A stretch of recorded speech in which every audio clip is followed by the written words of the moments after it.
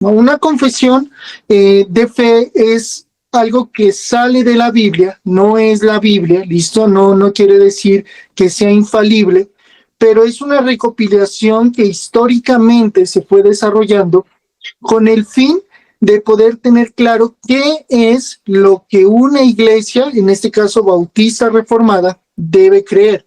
Hay confesión de Westminster, hay confesión en la parte de Holanda, hay una confesión luterana.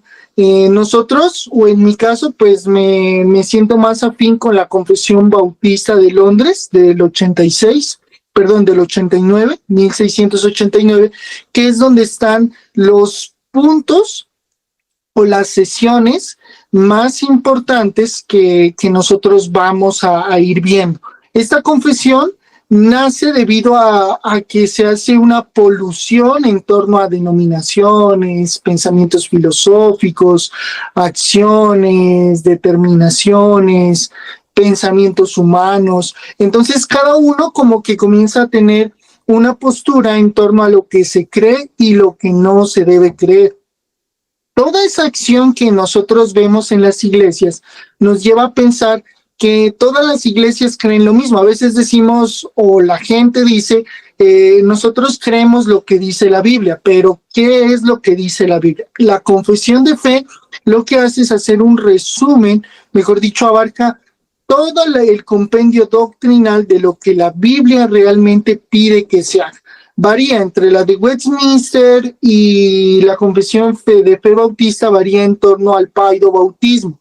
Entonces, los presbiterianos se dividen en eso, ¿no? Presbiterianos y bautistas se dividen por eso, porque está el paidobautismo y la manera en que se gobierna en la iglesia. Entonces, todo ese punto, todo ese desarrollo se convierte en la confesión de fe. ¿Qué es lo que yo creo? ¿Listo? Cuando usted estudia la confesión de fe o va usted a una iglesia, usted espera que la iglesia le muestre a usted en qué cree la iglesia. Entonces ellos le dicen, me apoyo a tal confesión. Usted lee esa confesión, sea cual sea que le pasen, y al leer usted esa confesión de fe, que en este caso la de 1689 tiene un trasfondo histórico, lo que hace usted es tener unos puntos claves de decir, bueno, yo quiero o no quiero pertenecer a esta iglesia. ¿Sí me voy a entender hasta ahí?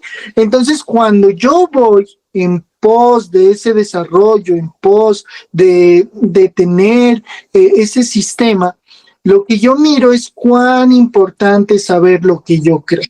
Porque nosotros podemos decir, yo creo en muchas cosas. Es más, yo le podría preguntar a Jordi, le podría preguntar a Vicente, aquí está Londu, hola, buenas noches. Les podría preguntar yo a ustedes, ¿qué es lo que ustedes creen? No sé si alguno me quiera responder de pronto. Si no, sigo, ¿listo?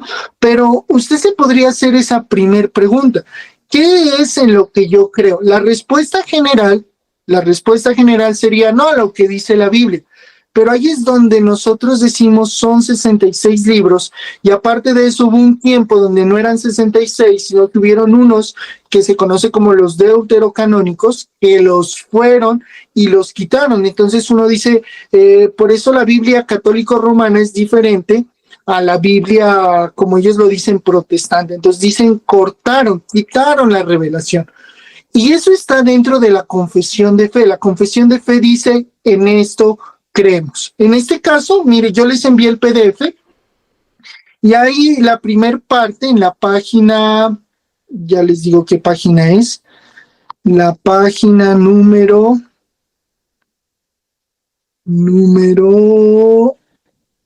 en la página número 8, no sé si la tengan ahí. La página número 8 dice lo siguiente de las Sagradas Escrituras. Las Sagradas Escrituras constituyen la única regla suficiente, segura e infalible de todo conocimiento, fe y obediencia salvadores. Ese es como un primer punto.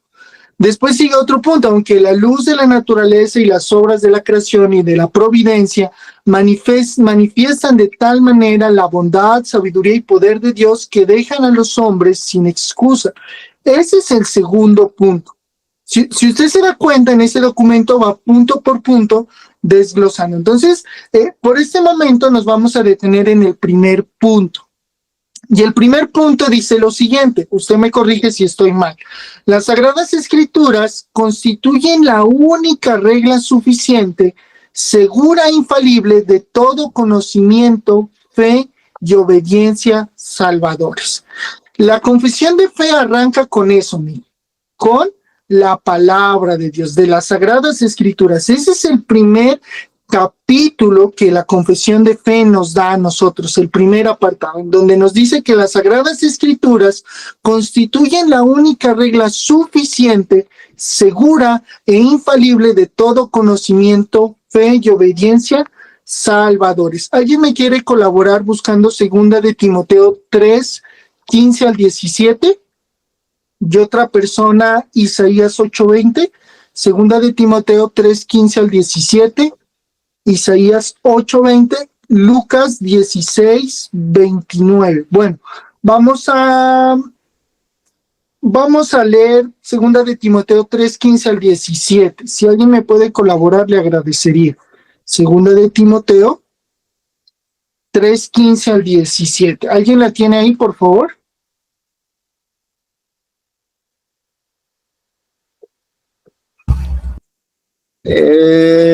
Segunda Timoteo 3:15. Al 17.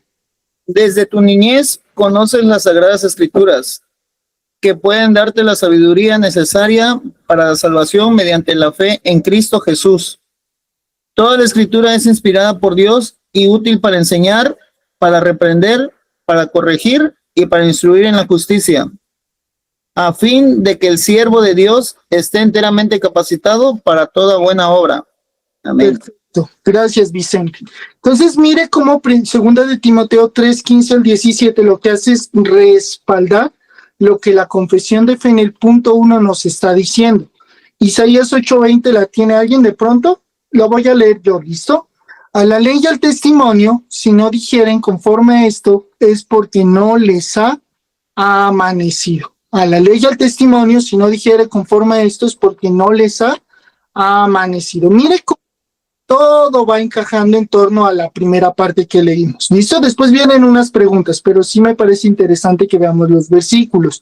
Lucas 16, 29 y 31. Y Abraham le dijo a Moisés y a los profetas tienen, óiganlos. Mas Abraham le dijo, si no oyeren a Moisés y a los profetas, tampoco se persuadirán, aunque alguno se levantare de los muertos. Entonces, mira aquí cómo habla de los profetas, cómo habla de Moisés refiriéndose a la ley, aquí se refiere a la Tanakh, y la Tanakh tiene que ver con todo el aporte que da pues el Antiguo Testamento. Efesios 2:20, edificado sobre el fundamento de los apóstoles y profetas, siendo la principal piedra del ángulo Jesucristo mismo.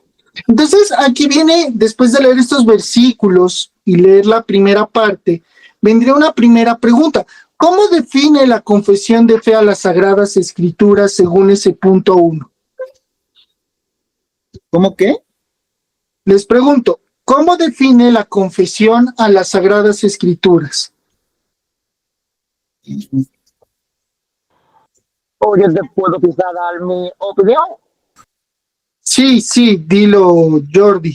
Sabe que en primer lugar, uno de los puntos de la reforma protestante fue el darle a la Biblia la autoridad de que rija nuestra Biblia. A diferencia de las denominaciones ortodoxas, fíjate los católicos que ellos creen en la Biblia mala opiniones del magisterio. Ellos creen que es último en la opinión del Papa, en la opinión del clero, en la opinión de los concilios. Sin embargo, las confesiones, y me llamó la atención que inclusive la primera doctrina de la confesión de la asamblea es de igual forma, en primer lugar, reconociendo las inspiraciones de las escrituras. Por lo cual yo opino, en resumida cuenta, que lo que han hecho las confesiones es el volver al origen original de que sea la Biblia quien tenga la última palabra y no ninguna denominación o ningún papado. Gracias. Sí, gracias, Jordi. Sí, mire, aquí dice, ¿no? Dice, las Sagradas Escrituras constituyen la única regla suficiente, segura e infalible de todo conocimiento, fe y obediencia a salvadores. Entonces, como lo decía Jordi, la pregunta es, ¿cómo define la confesión a las Sagradas Escrituras? Entonces, que es una única regla, que es suficiente, segura e infalible. Gobierna todo conocimiento y fe y obediencia relacionados con la salvación. ¿Se da cuenta cómo la misma palabra nos lleva a nosotros a encontrar la respuesta y ver cómo la confesión de fe a nosotros nos lleva a entender que es la única regla suficiente, segura e infalible? Es decir, si usted cree en eso, puede adherirse a la confesión de fe. Hay algo bien importante aquí, y creo que pues todos hemos tenido como un corte a veces carismático, y a veces las iglesias que no son confesionales están constantemente trayendo revelaciones nuevas. No sé si usted se ha dado cuenta de eso. Creo que todos hemos sido partícipes de eso. Entonces, tener este primer punto, esta primera regla, y entender que es la única regla suficiente, segura e infalible, nos lleva a entender que todo ese panorama que a veces los pastores quieren poner en un púlpito y decir, el Señor me mostró, es que tuve un sueño, es que hice... Se comienza a desligar, comienza a quitarle como la autoridad a la palabra de Dios. Le pregunto, ¿por qué la Escritura puede ser llamada la única regla? Según los versículos que leíamos, ¿no? Se los voy a repetir para que de pronto los anote. ¿Listo? Segunda de Timoteo 3:15 al 17, Isaías 8:20, Lucas 16:29 y Lucas 16:31, Efesios 2:20. Entonces, ¿por qué la Escritura puede ser llamada la única regla? Pues como dicen los versículos, es la única que nos da sabiduría, es donde está el fundamento y es la que no erra. Sí, sí. Entonces, vamos por partes. Gracias, Vicente. Vamos por partes. Porque según en Isaías 8:20, toda enseñanza que no concuerda con la palabra, carece de luz. ¿Listo? Toda enseñanza que no concuerda con la palabra, carece de luz. Esto es bien importante porque de esto está lleno el mundo cristiano. Nosotros tenemos un trasfondo carismático, neopentecostal. Algunos tenemos aún ciertos matices del carismatismo, donde extraemos partes de la Biblia y damos nuestra opinión. Pero dice que no concuerdan con la palabra, carece de luz divina. ¿Listo? Carece de luz divina. La palabra de Dios es inspirada en sí misma. Hay algo que me encanta y es la simplicidad de la Biblia. Cuando yo voy a la Biblia, yo tengo que entender que al leerla ella es simple. No necesita tanto trabajo intelectual, aunque es necesario, pero ella es simple, entendible. Los pastores en diferentes ramas quieren hacer ver la Biblia como algo difícil de abrazar. Entonces usted dice, no, yo no estudio la Biblia porque es complicada. No, en ella no es complicada, sino que concuerda. En Lucas, en el pasaje de Lucas que leíamos del 16, 29, 31, ni siquiera un milagro puede sustituir la autoridad de Moisés y los profetas. ¿Listo? No hay milagro que pueda sustituir la autoridad que hay en Moisés y los profetas, es decir, en la Escritura. Esto que estamos viendo, esto que estamos desarrollando, no es una percepción, sino esto es en lo que creemos. Si me hago entender, la confesión de fe dice, esto es lo que usted cree de la Biblia. Usted está creyendo que es infalible, que es luz, que usted puede, eso es lo que usted cree. Entonces usted dice, yo me adhiero a esa creencia, a ese postulado, a esa confesión, yo me adhiero. Pero hay personas distintas denominaciones que dicen, yo creo en la Biblia, pero ¿qué creo de la Biblia? No, lo que a mí me interesa. Entonces, tener un punto, en este caso la confesión de fe que nos diga, yo creo esto de las escrituras, es muy importante, es necesario que yo lo trabaje y lo mire de esa manera. Ya, bueno, de alguna manera es donde yo debo de verme, ¿listo? Entonces, tenemos el otro apartado que creo que todos hemos leído, segunda de Timoteo 3:15 al 17, nos afirma que la escritura puede ser sabio para salvación y prepara completamente al hombre de Dios. Vamos a leerlo, ¿listo? Yo lo tengo acá. Y que desde la niñez has sabido las sagradas escrituras, las cuales te pueden hacer sabio para la salvación por la fe que es en Cristo Jesús. Toda la escritura es inspirada por Dios, útil para enseñar, para redarguir, para corregir, para instruir en justicia, a fin de que el hombre de Dios sea perfecto, enteramente preparado para toda buena obra. ¿Se da cuenta cómo habla de la suficiencia de la palabra de Dios?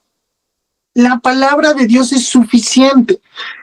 La Biblia es un libro teológico. Nosotros nos quemamos la cabeza queriendo buscar teología, libros, y está bien, es importante tener un bagaje, pero si usted quiere verdaderamente llamarse teólogo, si hay un libro que usted tiene que leer y releer y releer, es la Biblia. ¿Por qué?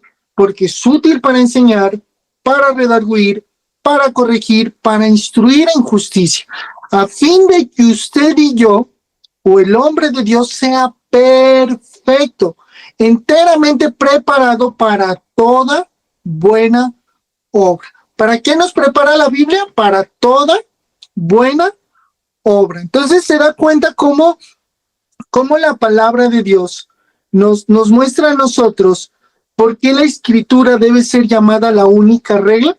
Ahora, yo no sé si usted alguna vez lo había concebido así. Obviamente nos han dicho muchas cosas, ¿no? Pero ¿usted piensa que la mayoría de gente tiene ese posicionamiento en torno a las escrituras como única regla infalible? ¿O qué es lo que usted mira a diario en el mundo cristiano? ¿Quién me quiere colaborar ahí? ¿Quién está por ahí? Híjole, manito, pues si yo le contara, a veces cuando digo, tal vez todos hemos vivido, lo hemos pasado, ¿verdad? Pero en mi caso es a veces hasta chocante cuando el predicador empieza, Dios me dijo que les hable de esto, Dios me mandó a decir esto. Y es ahí donde yo, ¿por qué, Dios mío? ¿Por qué no les das verdaderamente lo que es la palabra? O sea, Sí, se basan siempre puntual en Dios me habló, Dios me dijo, y a veces es tan repetitivo que he estado a punto yo en ese momento de levantarme e irme. Pero pues uno pues muy independiente de que distorsionen toda la información, toda la palabra, uno tiene que escuchar el versículo, la palabra. sí, mire, ahí es donde yo voy, ¿no? Y meditemos esto en un momento. ¿Por qué sería importante que este tipo de personas tuvieran claridad de una confesión de fe? O viene la siguiente pregunta, ¿qué implica esto para la vida de la iglesia hoy? ¿Qué pasaría si la iglesia, si las personas comienzan a meditar en esto que leemos en esta primera sección de la confesión de fe que dice, las sagradas escrituras constituyen la única regla suficiente, segura e infalible de todo conocimiento, fe y obediencia salvadores? Entonces yo le preguntaría a usted, ¿qué implica esto para la vida de la iglesia hoy? ¿Es importante, no es importante, lo podemos hacer a un lado? ¿Qué implica esto para la iglesia hoy? Que la iglesia adoptara esta verdad. Y obviamente está en la confesión de fe, pero vemos cómo salen de los versículos. ¿Qué implica esto para la vida de la iglesia hoy? ¿Quién me quiere colaborar ahí?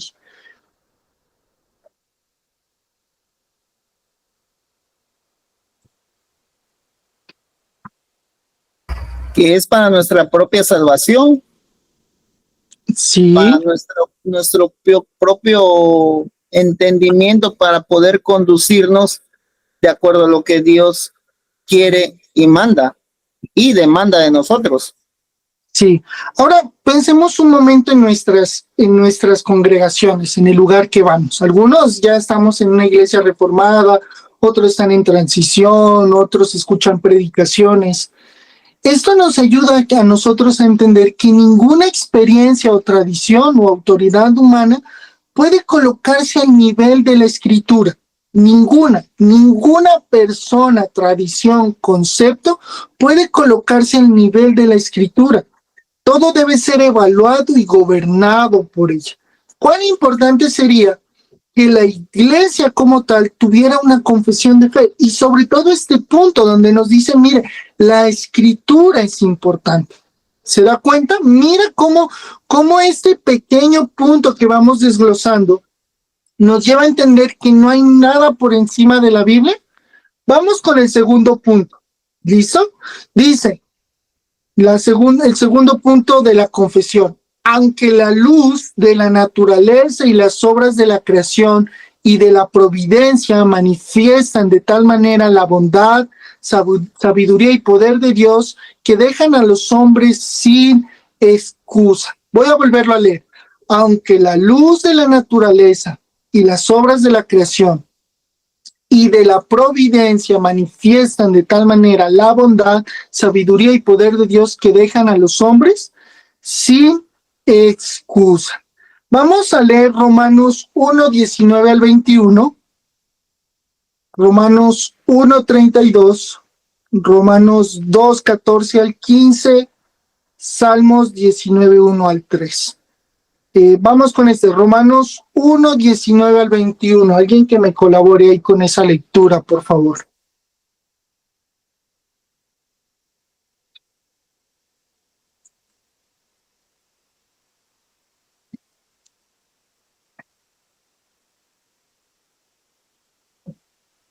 Bueno, Leo, hermano.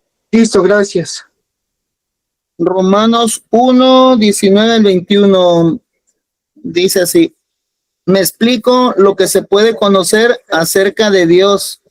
Es evidente para ellos, pues él mismo se lo ha revelado, porque desde la creación del mundo las cualidades invisibles de Dios, es decir, su eterno poder y su naturaleza divina, se perciben claramente a través de lo que él creó, de modo que nadie tiene excusa. A pesar de haber conocido a Dios, no lo glorifican como a Dios ni le dieron gracias, sino que se extraviaron en sus inútiles razonamientos y se les oscureció su insensato corazón.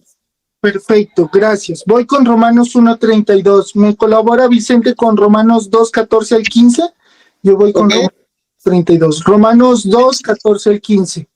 Voy con 1:32. Quienes habiendo entendido el juicio de Dios, que los que practican tales cosas son dignos de muerte, no solo las hacen, sino que también se complacen con los que la practican. Colabóreme, Vicente, con Romanos 2:14 al 15, por favor.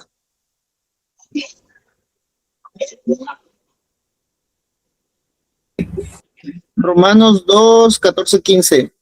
De hecho, cuando los no judíos que no tienen la ley cumplen por naturaleza lo que la ley exige, ellos son ley para sí mismos, aunque no tengan la ley.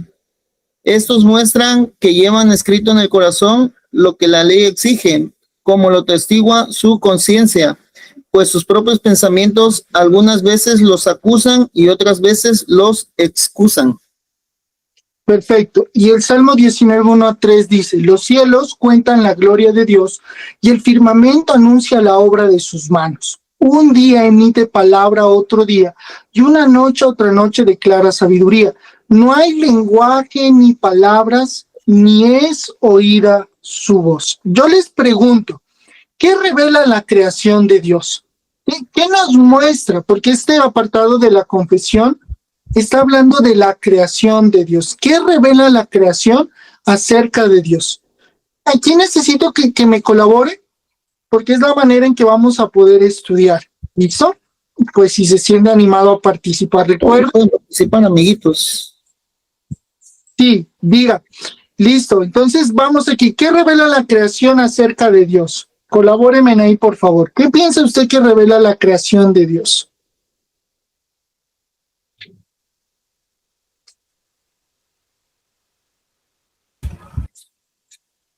Pues Hermano, creo que es nos muestra la soberanía del Señor, Mm, suficiencia, sí, y pues que de Él viene todo, sí, sí, tanto hecho como la palabra.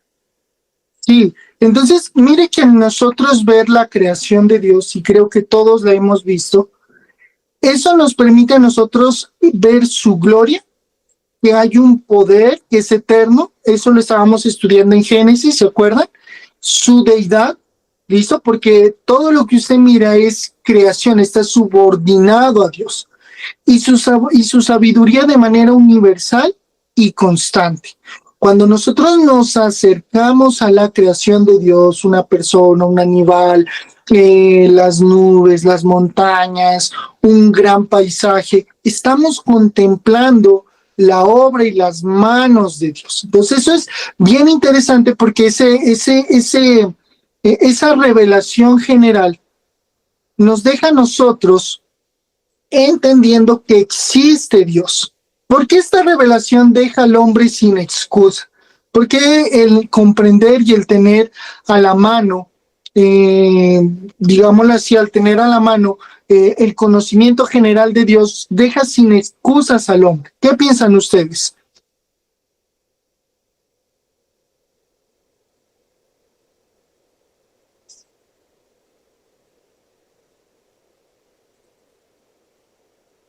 Lo leímos lo leímos en Romanos. Pues coloquialmente se podría decir que como hombres, como personas, pensamos que tenemos el conocimiento de todo y no. Sí, sí. Hay algo bien importante y es que cuando usted se acerca a la creación, usted y yo no tenemos ninguna excusa porque ya estamos viendo en la creación a Dios. ¿Listo? Y, y todo eso, y todo eso nos lleva a nosotros a entender que hay un ser superior. Hasta los ateos saben que hay un ser superior, que le llaman de muchas maneras, ¿no? Pero sabemos que hay un ser superior. Pero el hecho de que ustedes que usted y yo, o las personas conozcan que hay algo general, listo, que hay un Dios, eso no hace, eso no hace que le glorifiquemos ni le obedezcamos. Más bien, nosotros, a pesar de ver todo eso, nuestro pecado muestra que rechazamos a Dios. ¿Se da cuenta de eso, de esa revelación general? Esa revelación general lo que hace es mostrarnos que hay un Dios, pero no nos salva. Esa revelación que usted mira día a día en el aire, en la lluvia, mirar que todo está ordenado, el mar que no pasa sus límites.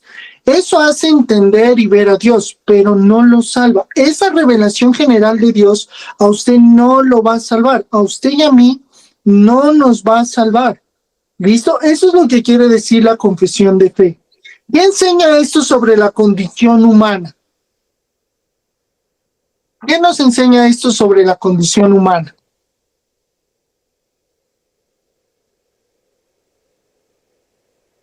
Usted como humano, ¿qué puede pensar de esto? Digamos, ya por la gracia de Dios somos creyentes, se espera y se supone, pero usted desde su condición humana, ¿qué puede decir de los otros humanos? ¿Que ellos pueden ignorar a Dios? ¿Será que las otras personas pueden ignorar a Dios? ¿Cuál es la condición de las otras personas? ¿Ignorancia o rebelión? ¿Qué piensa usted que hay ahí? ¿Ignorancia o rebelión?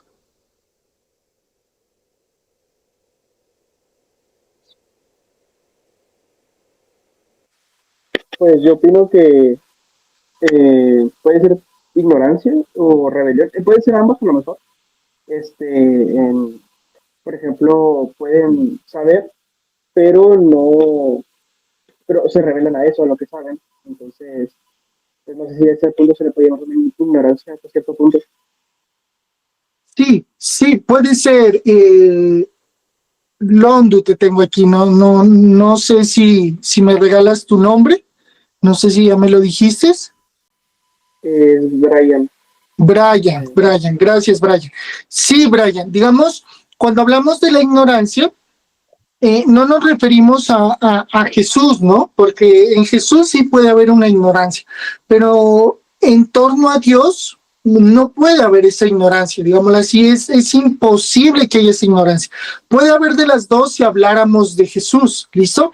Pero los versículos que leíamos eran explícitos de Dios, Dios como creador, Dios el Padre, como en el origen, como en el Génesis, ¿listo? Donde dice, y Dios dijo y se hizo. Entonces, el problema del ser humano no es una ignorancia, digamos, inocente, de que omite que Dios existe.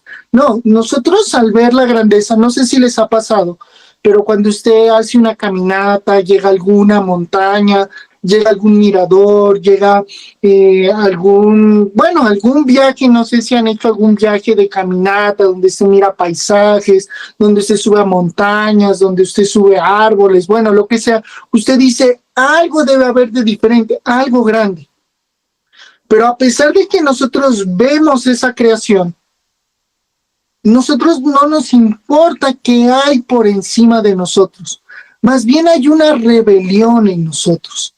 Una rebelión que aún sabiendo que hay alguien mayor que nosotros, no le damos importancia. No ahora, ¿listo? Ahora pues se supone que no, por eso aún estamos estudiando para saber qué debemos creer o qué dice la Biblia que creemos, ¿listo? Entonces hay una rebelión en el hombre. Romanos dice que no hay ningún hombre justo, no hay ninguno, que Dios vino a ver y no lo hubo. Está en Romanos 3:10 si no estoy mal. Entonces se da cuenta cómo la confesión de fe aquí nos está diciendo, hay una revelación general, pero a pesar de esa revelación general que tú tienes de Dios, eso no te salva. Más bien, demuestra en usted, en mí, que éramos personas que entrábamos en rebelión con Dios. Yo le pregunto, ¿no? Yo le pregunto y espero me ayuden con esto. Si todos creen, si todo el ser humano cree, ¿por qué no honran a Dios? Porque hay muchos que dicen es que todos van a ser salvos, pero si todas las personas creen, ¿cómo debería ser el comportamiento de esas personas? ¿Quién me ayuda ahí? Pues con temor a Dios, ¿no? Con temor a Dios. Pero miramos todo lo contrario, ¿se da cuenta? Y es lo que dice el siguiente punto de la confesión. No obstante, no son suficientes para dar el conocimiento de Dios y de su voluntad que es necesario para la salvación. Esa revelación general no es suficiente para darnos el conocimiento de Dios. Nos muestra algo de Dios, pero no es suficiente para conocer a Dios. ¿Cómo conocemos a Dios? ¿A través de qué? De la palabra. De la palabra. ¿Listo? Entonces, esa revelación general no es suficiente para tener el conocimiento de Dios y de su voluntad que es necesario para la salvación. Es necesario. ¿Por qué cree usted que eso general no nos puede dar el conocimiento verdadero de Dios?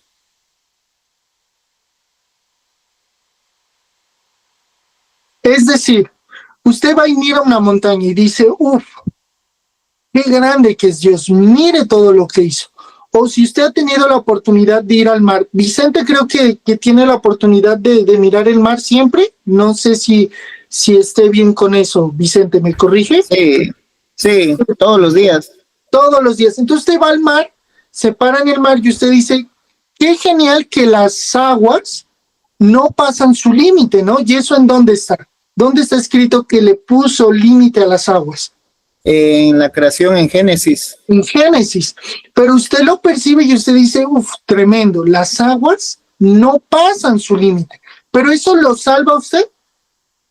Obviamente, ¿no? ¿Sí me va a entender? A eso se refiere esta apartado. Voy a leer Salmos 19, 7 al 11. La ley de Jehová es perfecta, que convierte el alma. El testimonio de Jehová es fiel, que hace sabio al sencillo. Los mandamientos de Jehová son rectos, que alegran el corazón. El precepto de Jehová es puro, que alumbra los ojos. El temor de Jehová es limpio, que permanece para siempre. Los juicios de Jehová son verdad, todos justos. Hermoso, ¿no? Hermoso. Romanos 1, 16 al 17.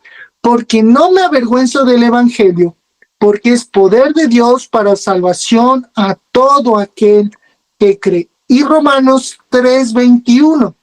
Pero ahora, aparte de la ley, se ha manifestado la justicia de Dios, testificada por la ley y por los profetas. Entonces viene aquí nuestra primer pregunta. ¿Qué produce la palabra que la creación no produce? ¿Qué produce la palabra? Hay en el Salmo 19, 7 a 11, en la primera parte, está la respuesta, ¿no? ¿Qué hace? ¿Qué produce la palabra que la creación no produce?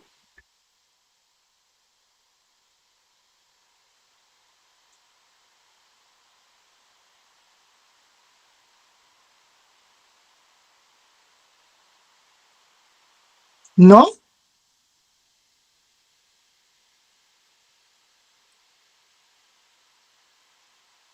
Vamos ahí, ya la dijimos, vamos, no está tan dificilísimo. ¿Qué produce la palabra que la creación no produce? Es que estoy con otra versión de la Biblia. Listo, no hay problema. Entonces, mire que la creación nos permite a nosotros tal vez admirar a Dios, pero la palabra convierte el alma y hace sabio para salvación. La creación no va a hacer esto. Cuando nosotros observamos la creación, que es muy importante observarla porque nos permite de algún modo meditar en lo grande que es Dios, pero la palabra convierte el alma. ¿Se da cuenta de lo importante de la Biblia? Es la palabra la que convierte el alma. No hay otra forma en que el alma de las personas sea llevando sabiduría para salvación. Por eso hablamos de que es el Espíritu Santo el que nos conduce a toda verdad. ¿Por qué? Porque ese convertir el alma es algo que solo proviene de la palabra de Dios. No hay otra forma en la cual usted pueda mirar esa conversión del alma. ¿Listo? ¿Por qué la revelación natural o la revelación general no puede salvar? Porque esa revelación general que nosotros tenemos de Dios o natural que está en la naturaleza, en los animales, en las montañas, en los humanos, en el agua, en las estaciones, en el sol, ¿por qué la revelación natural no puede salvar? ¿Por qué esa revelación natural no puede salvar?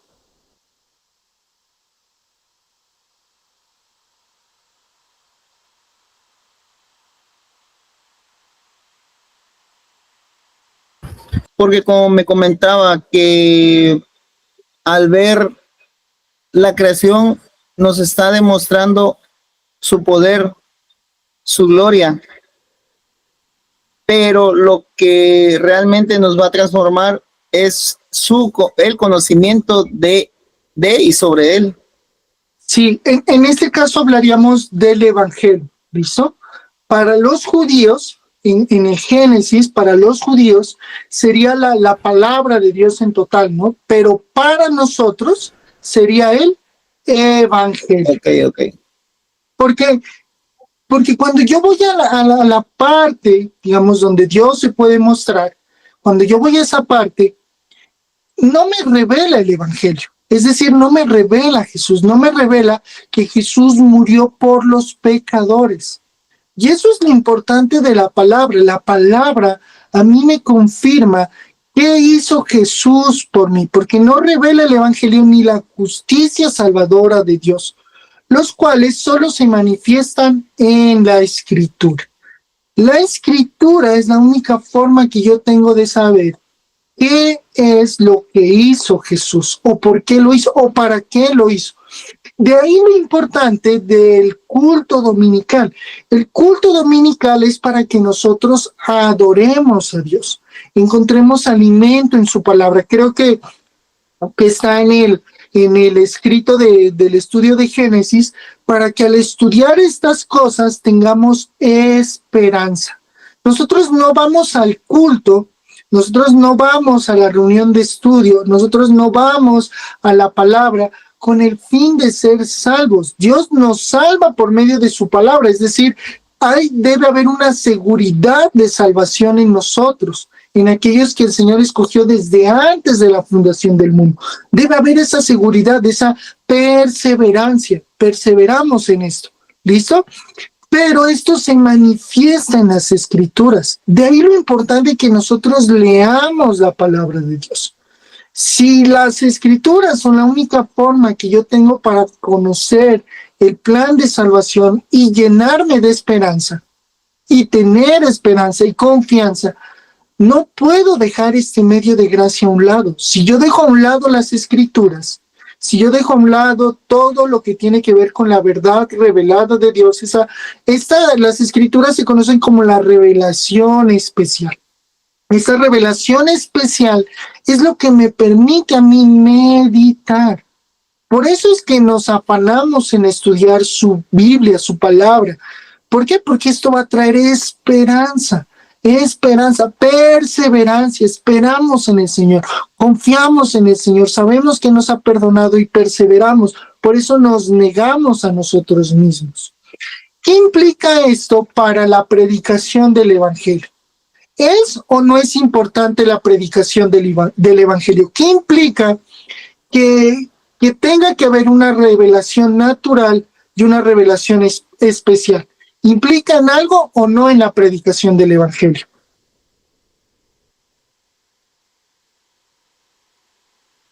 Un ejemplo para colaborar ahí. Si yo voy a un culto, como lo decía Vicente, y solo encuentro una persona hablando de su testimonio, ¿será que ahí yo encuentro esa revelación especial para salvación?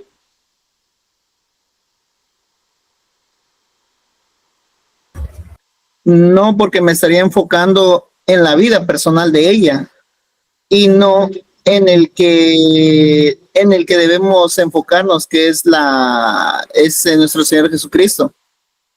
Total. Entonces, mire, cuando usted mira ese tipo de situaciones, lo que usted encuentra es que la palabra de Dios no es suficiente, que la palabra de Dios no es infalible. Usted lo que encuentra es una persona que quiere sustituir la palabra de Dios por mostrarse a ella. Si la palabra no se predica, no va a haber salvación. Y sin la Escritura no hay evangelio. Es decir, están presentando otro evangelio. ¿Cuál es nuestro trabajo? Ser luz en medio de las tinieblas. Nosotros debemos ser luz en medio de las tinieblas. Ahí donde no hay Escritura, ahí nosotros debemos ser luz. Es lo que le pasó a Lutero.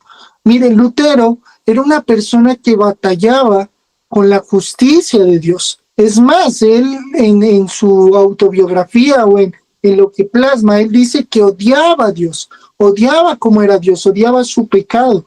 Pero fue a través de la lectura del apóstol Pablo en Romanos que él comprendió que el justo por la fe vivirá. Y hay una conversión que a mí me llama mucho la atención, que es la de R.C. Sproul. Él dice que se convirtió con un pasaje de Eclesiastés, donde él habla de ese pasaje de Eclesiastés, no recuerdo el número, pero habla de un árbol, el cual se seca, se cae y se muere. Entonces él dice que esa palabra lo impactó a él.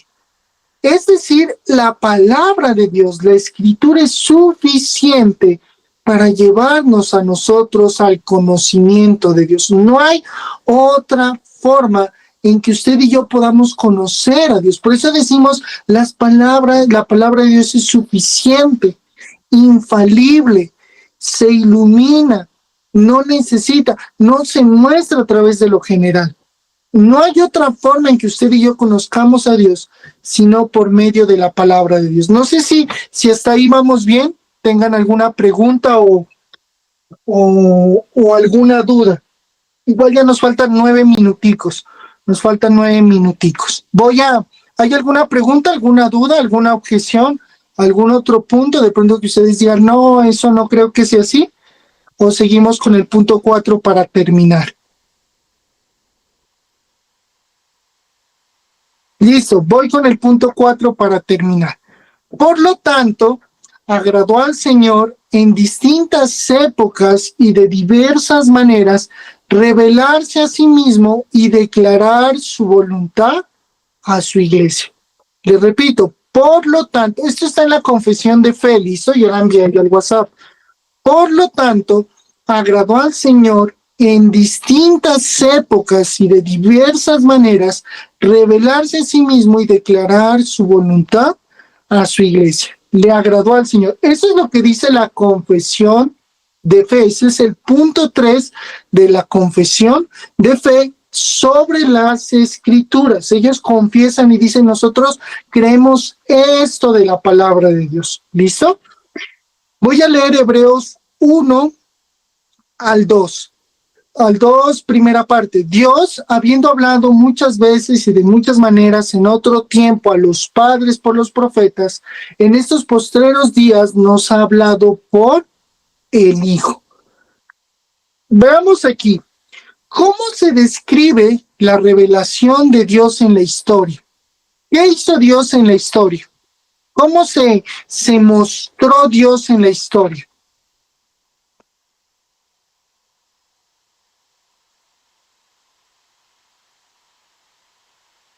Hablando a través de los profetas.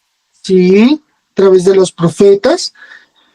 Ahí podemos poner que fue una revelación progresiva. ¿Listo? Cuando usted abra su Biblia o lea su Biblia, usted tiene que entender que la Biblia es una revelación progresiva. ¿Listo? Por lo que dice Vicente, por lo que acabamos de leer. Comienza desde Moisés, los profetas, los libros de sabiduría, los salmos, los reyes, hasta llegar a hablar por su Hijo. La revelación es una revelación progresiva. Dios habló en distintas épocas y de distintas maneras, pero eso culminó en su Hijo. Es claro para nosotros, y con esto quiero ser claro porque nos apunta mucho también a lo que es el canon de la palabra de Dios, es decir, lo que está cerrado. Por eso hablamos que es infalible y suficiente, porque fue de manera progresiva creciendo hasta llegar a Jesús. Es decir, hubo manifestaciones de milagros, de profetas, de visiones, de sueños, todo eso hasta cerrar en el libro de Apocalipsis. Entonces, a pesar de que fue de distintas maneras, culmina en el Hijo. Cuando yo digo que culmina en el Hijo, ¿a qué creen que se refiere? ¿Que hay o que no hay que añadirle algo más?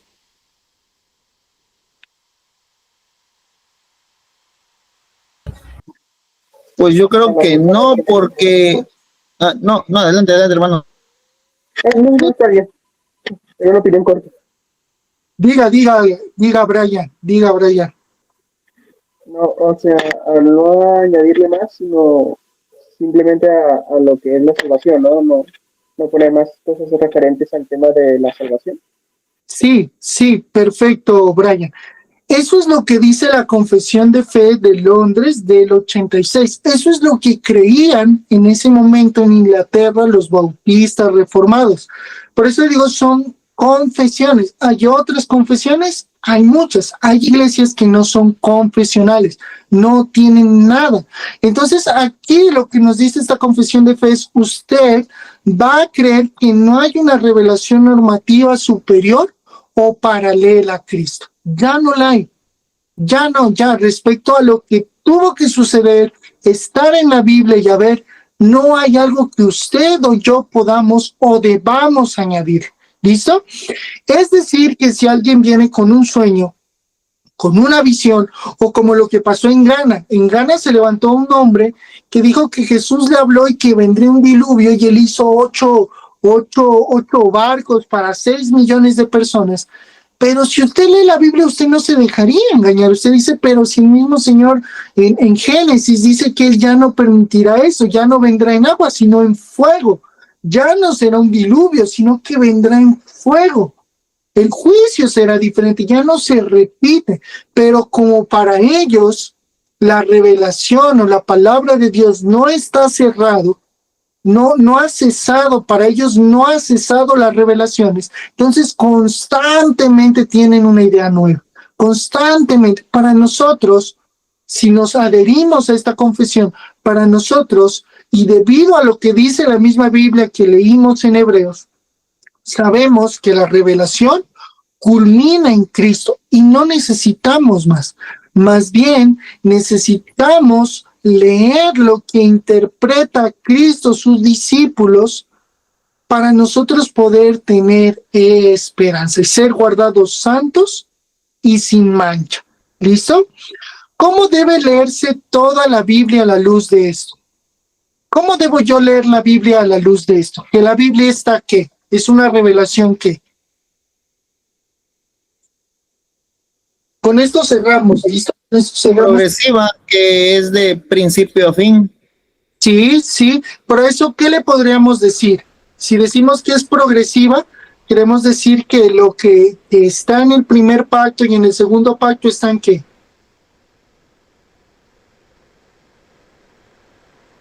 Relacionados. Sí, relacionados o están unificados, ¿listo? Que la revelación está unificada y es cristocéntrica. O sea, el fin, cuando usted lea Génesis hasta Apocalipsis, el fin es Cristo. ¿Sí me hago entender? Sin forzar, sin volverse gente que fuerza, que en todo lado debe estar Cristo. No. Pero al leer Génesis y Apocalipsis, nosotros vamos a decir, el fin es que la palabra de Dios está unificada, es una revelación progresiva, tiene que ver con lo mismo, tiene que ver con Cristo, no con el hombre.